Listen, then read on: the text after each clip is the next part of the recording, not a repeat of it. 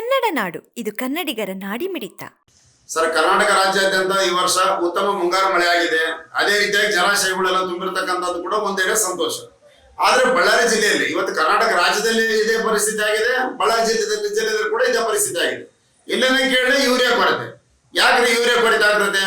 ಇವತ್ತು ನೀವು 8,000 metric ton ಏನ್ ಬೇಕಂತ ಕೇಳಿದ್ರೆ ಕರ್ನಾಟಕ ರಾಜ್ಯಕ್ಕೆ ಬರ್ತಾ ಇದೆ ಸೆಂಟ್ರಲ್ ಇಂದ.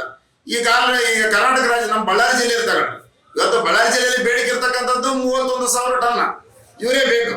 ಅದ್ರಲ್ಲಿ ಈಗ 27,000 ಟನ್ ಇತ್ತು. ಅದರಲ್ಲಿ ಮತ್ತೆ ಹಳೆದೆಲ್ಲ 31,000 ಟನ್ ಐತೆ ನಮ್ಮ ಹತ್ರ. ಇನ್ನ ವಿತರಣೆ ಮಾಡಿರ್ತಕ್ಕಂಥದ್ದು 24,000 ಟನ್ ವಿತರಣೆ ಮಾಡಿದೀವಿ ಬಳ್ಳಾರಿ ಜಿಲ್ಲೆಯಲ್ಲಿ ಅಂತಕ್ಕಂಥ ಮಾತನ್ನ ಕೃಷಿ ಇಲಾಖೆ ಅಂತ ಹೇಳ್ತಾ ಇದ್ದಾರೆ. ಇನ್ನ 7,000 ಟನ್ ಮಾತ್ರ ವಿತರಣೆ ಮಾಡೋದು ಐತೆ ಅಂತ ಹೇಳ್ತಾ ಇದ್ದಾರೆ. ಆದ್ರೆ ಈಗ ಬಳ್ಳಾರಿ ಜಿಲ್ಲೆಯಲ್ಲಿ ರೈತರಿಗೆ ಬೇಡಿಕೆ ಇರತಕ್ಕಂಥದ್ದು ಇನ್ನೂ 23,000 ಟನ್ ಬೇಕಿರೋದು. ಆದ್ರೆ ಇದು ಪರಿಸ್ಥಿತಿಗೆ ಎಟ್ಲ ಹೋಯ್ತಾರೆ? ನಾವು ಆಲ್ರೆಡಿ ತರಿಸಿದೀವಿ, ನಾವು ಯೂರಿಯಾ ಕೊಟ್ಟಿದೀವಿ ಅಂತಕ್ಕಂಥ ಮಾತನ್ನ ಕೃಷಿ ಇಲಾಖೆ ಹೇಳ್ತಾ ಇದ್ದೀರಿ, ಸರ್ಕಾರ ಹೇಳ್ತಾ ಇದೆ. ಆದ್ರೆ ಇಲ್ಲಿ ಯಾರ ಕಡೆ ಹೋಗ್ತಾರೆ ರೈತ? ಅದ್ರದ್ದು ಈ ಬಳ್ಳಾರಿ ಜಿಲ್ಲೆಯಲ್ಲಿ 80 ಸೊಸೈಟಿಗಳಿದಾವೆ. ಇವತ್ತು 900ರಿಂದ 1000 ಇವತ್ತು ರಸಗೊಬ್ಬರ ಅಂಗಡಿಗಳಿದಾವೆ. ಅಂದ್ರೆ ಇದ್ರ ಜೊತೆಗೆ ಇವತ್ತು 10 ಕಂಪನಿಗಳಿದಾವೆ ಯೂರಿಯಾ ಮಾರಾಟ ಮಾಡ್ತಕ್ಕಂಥ 10 ಸರ್ಕಾರಿ ಕಂಪನಿಗಳಿದಾವೆ. ಅಂದ್ರೆ ಇದ್ರದ್ದು ಕಾರಣ ಏನು? ಅಂದ್ರೆ ಏನು ಸೊಸೈಟಿಗಳು, ಸತ್ತಿನ ಅಂಗಡಿಗಳು, ಕಂಪನಿಗಳು, ಈ ಮೂವರ ಮಧ್ಯೆನೆ ಇವತ್ತು ಅರೆಕಾಲಿಕ ಇವತ್ತೇನು ಕಳು ಮಾರಾಟ ಆಗ್ತಾ ಇದೆ. ಈ ಮೂವರು ಕೂಡ ರೈತರಿಗೆ ಸರಿಯಾಗಿ ವಿತರಣೆ ಮಾಡ್ತಾ ಇಲ್ಲ. ಇದರಿಂದ ಏನಾಗ್ತೈತೆ ಅಂತಕ್ಕಂಥದ್ದು ಸರ್ಕಾರ ಕೂಡ ಎಚ್ಚೆತ್ಕೊಳ್ತಾ ಇಲ್ಲ. ಇದರಲ್ಲಿ ಅಧಿಕಾರಿಗಳು ಕೂಡ ಶಾಮೀಲಾಗ್ಯಾರ. ಇವತ್ತು ಕೃಷಿ ಇಲಾಖೆ ಜಂಟಿ ನಿರ್ದೇಶಕರಿಗೆ ನಿಮಗೆ ಜವಾಬ್ದಾರಿ ಏನೈತೆ? ಇವತ್ತು ಪ್ರತಿಯೊಂದು ಗ್ರಾಮದಲ್ಲಿ ಕೂಡ ನಿಮ್ಮ ಅಧಿಕಾರಿಗಳಿದ್ದಾರೆ.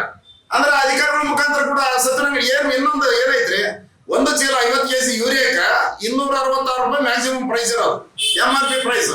ಆದ್ರೆ ರೈತ ಏನ್ ಮಾರಾಟ ಮಾಡ್ತಾರೆ ಅಂಗಡಿಗಳವರು ಇವತ್ತು 350ರಿಂದ 450 ರೂಪಾಯಿವರೆಗೆ ಮಾರಾಟ ಮಾಡ್ತಿದ್ದಾರೆ. ಅಂದ್ರೆ ಇದು ಏನಿದು? ಯಾರು ಸರ್ಕಾರ ರೈತ ಇಲ್ಲ, ಯಾರು ಕೇಳೋರಿಲ್ಲ. ಅಂದ್ರೆ ರೈತರ ಪರಿಸ್ಥಿತಿಗಳು ಯಾರು ಕೇಳೋರಿಲ್ದಂಗ ಆಗೈತೆ.